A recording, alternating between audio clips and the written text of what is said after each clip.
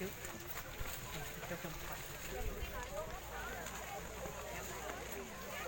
Đây đội. Ô, cái này phun thuốc trừ cỏ à? Hả? Đi đây. Đây này. Có phải không nhỉ? Đúng rồi. Giới thiệu xem nào, đi đâu ấy?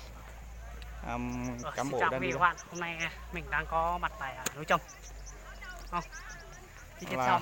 Hôm nay là tại sao lại lên núi Trần, là có cái vụ cái gì hay là tổ chức cái gì? Nhớ rồi. Nhớ xong. Cháu sẽ biết thuật sấy tên là thôn chả. Đã tốt gì chẳng sấy tốt nữa mà nói cần nữa. Từ giờ nó trông cua. Hoa cỏ may đấy. À đây. Trông cua từ tận bây giờ. Cái gì nhỉ? Bổ quả lếu là cái gì nhỉ? Nga. Xùa Là cái. xùa. Tụi bên này xúa chứ. Tụi bên này xúa. Tụi nó tàu khứa này. Tàu khứa tôi về tàu khứa tôi đây. Nhưng mà tụi này nhớ tôi xúa tết tôi thôi. Tụi nó mà nó mà gà kìa, tụi nó đến để cái này. Nhau tôi xúa tết à. Này trồng cái tin tôi trồng sai nè. Cuối giáo sư tôi Trung Quốc tuần à. Tụi nó là giáo sư chuyên nghiên cứu ta như cái cách kìa. Tụi nó nếu không chết vlog nước ngoài à?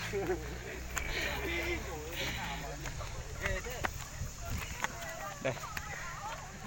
Những người ra lên trên núi Trần đông như thế này. Không biết là anh em mình sẽ đi kiếm một chỗ nào để nấu nướng.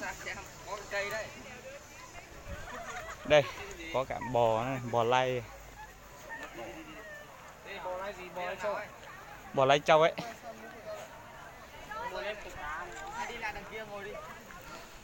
Bây giờ cái này quay phim ơi. Nắng quá. Trông bảo lên nó đây. Cái lúc nào bé tuần chiều xì ra là lúc trong chùa, trong bao giờ này à? Có thể thằng Tam Mau đi đâu? Mau nhìn đây để tao quay mày ra nào Mau. Tam Mau TV.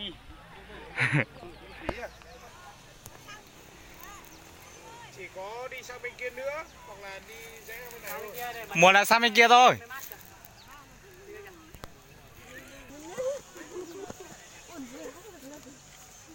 Mèo này đi.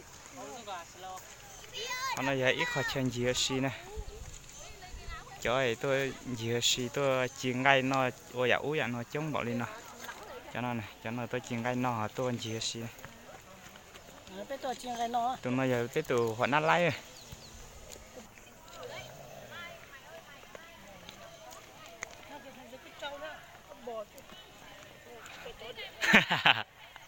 Mày thì một đá phát rồi.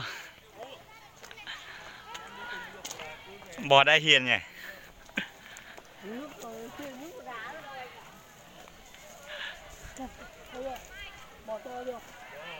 Đây là bò lay nhá, bò lay. Nói được gì? News. Đúng là tí nè. Xin kính chào quý vị các bạn. Hôm nay chúng ta đang có mặt tại núi Trầm, nơi lịch sử chiến tranh để lại một nơi chi kỷ là Đoàn Đá Đá. Đây là chiến tranh để lại á? Sao lạ thế? Nơi xứ sở ngày xưa đó. Giữa thủ đô thì có một khu vực núi rất là thiên nhiên. Nó một dãy núi đá trầm tích.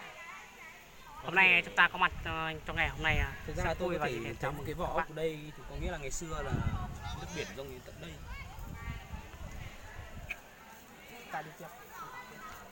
Chúng ta sẽ phải đợi họ khi nào họ ăn xong thì chúng ta sẽ bắt đầu. Đây nó này, trong dây trong chùa lúc nào bé cho tôi kể bé tôi chia sẻ cho là thật chơi này. Trong dây trong chùa là bé gà đê, gà dạo dạ nó tôi chỉ nó đây. Được rồi. Rồi là nó mà ta tỏ giờ ấy rau mọ ấy cay thế đây.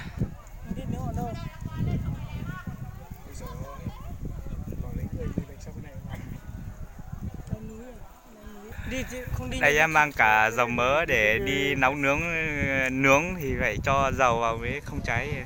Neptune là số 1 đó.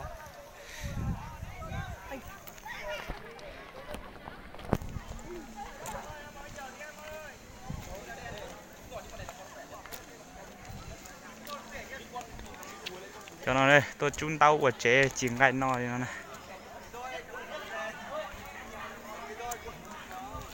nó là trái cú kề chỉ bỏ rong đi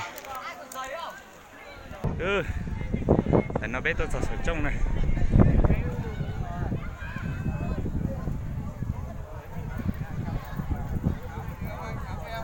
cho tao nó mày không gờ đây